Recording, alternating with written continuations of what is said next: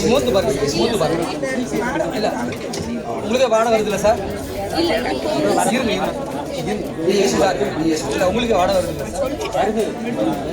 Sir? நீங்களே சொல்றீங்க பாருங்க, நீங்களே சொல்றீங்க வாடகை வருது சார்.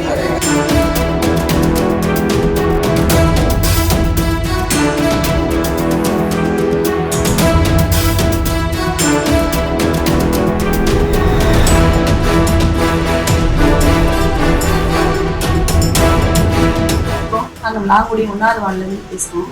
தாவேக்கா கட்சி சிஎம் பிறந்தநாளை முன்னிட்டு கட்சி சார்பாக நலத்திட்டம் 1000 பேருக்கு நலத்திட்டம் உதவி பண்ணாங்க. அதில் அரிசி கொடுத்தாங்க. அதில் நாங்களும் ஒருத்தவங்க தான் வாங்கிக்கிட்டோம். ரொம்ப சந்தோஷம்.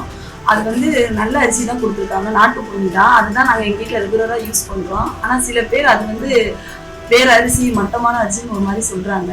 அந்த மாதிரிலாம் இல்லை. நல்ல அரிசி நாங்கள் ரெகுலராக வாங்குற அரிசி. அதுதான் எங்கள் வீட்டுக்கு இப்போ 2 நாளாக நாங்கள் ஆக்கிட்டு இருக்கோம். அந்த மாதிரி தயவு செய்து தப்பான உதாசீனப்படுத்தி பேசாதீங்க.